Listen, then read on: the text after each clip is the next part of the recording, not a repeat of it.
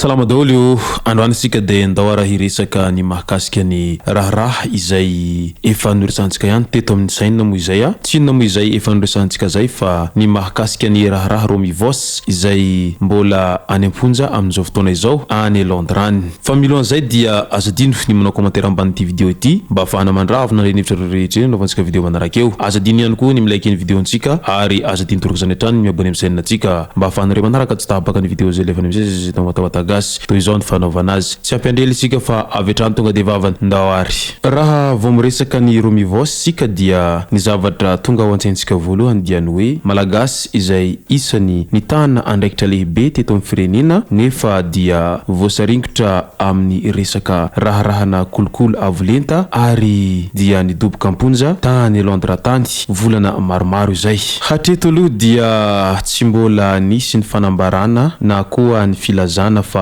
maro ireo olona niraitsy-kombakomba tamin'ny Romivos fa dia izy Philippe Tabeto ihany no voasaringotra tamin'izany resaka raharahana kolokolo zany. Matoa moa tsy mbola nisy ny fanambarana ampahabe maso ireo izay mety ho raitsy-kombakomba taminy dia mazava izany fa mety tsy nisy ny raitsy-kombakomba taminy. Tsara ho marihina hatrany koa fa any Londres dia azo lazaina hoe firenena izay tena isan'ny mandroso ary tsy ahitana an'izany taratra kolokolo izany raha ny eo amin'ny fitsarana izay misy any an-toerana amin'izao fotoana izao satria tena sarotiny amin'izany ry zareo any Londres. Ka noho izany dia na dia olona ambony azy ianao na dia olona manangatao azy ianao fa rehefa anao zay no manao tsy mety na koa voasaringotra amina fera maloto sy mandika lalàna any Londres dia tsy maintsy hiaransazy ianao ary tsy misy kolikoly na koa risiriso azo atao fa dia manaraka antsakany sy andavany amin'ny lalàna izay mifehy ry zareo any Londres. Ka ho porofony izay fa tena tsy misy kolokolo azo atao any Londres izao raharaha izay mahavoasaringotra ny teratany malagasy izay isan'ny olona ambony ary nitana andraikitra ambony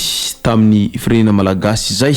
Romivos no tiako resahana eto. Araky ny fantatra dia ny volana aprily ho avy izao izay tsy mbola voafaritra mazava ny daty no hivoaka ny didy mikasika any Romivos izay talen kabinetra ny fiadina Republikan'i Madagasikara teo aloha araka ny lahatsoratra navoaka ny Africa Intelligence tamin'ny 20 martsa lasa teo. Nahemitra amin'io volana aprily io araka izany raha toaka ny alatsinainy 12 martsa lasa teo no ny andrasana hivoahan'ny didy. Hatreto fampidirana andranomaizina hatramin'ny 10 taona no miandry any Romivos raha ny voarakitry ny Bribery Act ny taona 14 meloka amin'ny kolokolo mikasika ilay raharaha Greenfield izy ny volana febroary lasa teo. Amin'io andro ihany koa raha ny voalaza ny Africa Intelligence no hihenona an'ilay teratany Frantsay Philippe Tabeto izay piraitsy-kombakomba taminy. Na izany aza mety hiavaka amin'ny Romivos io teratany Frantsay io no izy ny plaide coupable na ny yaiky ny heloka izay vitany. Nandritra ny fianona ny savaran'andro tao tamin'ny volana septambra 2024 lasa teo. Tsy ahivina hatrany tao Londres ny faha 10 ny volana aogostra 2024 no nisamborany NCI azy roa ireto raharaha kolikoly fitadiavan'ny tombotsoa manokana fangataham-bola tamin'ilay orinasa Britannique mpitrandraka harenan-kibony tany izay antsoina hoe Greenfield izay no nahavoasaringotra azy roa ireto. Ka araka izany dia mbola tena ao anatin'ny fiandrasana tanteraka an'izay didy mivoaka zay izy ireo amin'izao fotoana izao. Izay ary Manuela tomboko lasy tomboko vavy manasantsika rehetra anao commentaire amban'ity vidéo ity mba afahana mandravina ndreny hevitra rehetra novantsika vidéo manaraka eo. Manasantsika ihany koa ilike ny vidéontsika ary manasantsika tanandro hatrany abonné amin'ny chaîne-ntsika mba afahanareo manaraka tsy tapaka ny vidéo zay lefa misy tambatambata gasy. Tomboko lasy tomboko vavy mangasitraka de mirary soa.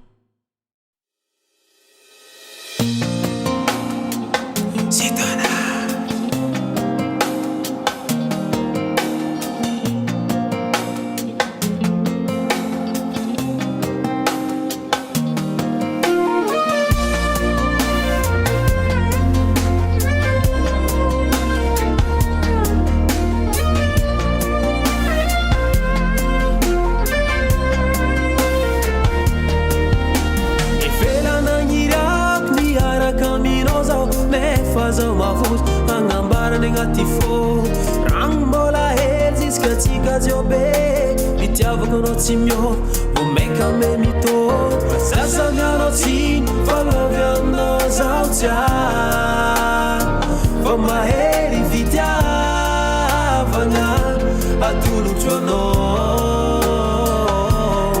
tanighesa atolotro anao ty foko mbaleva atolotro anao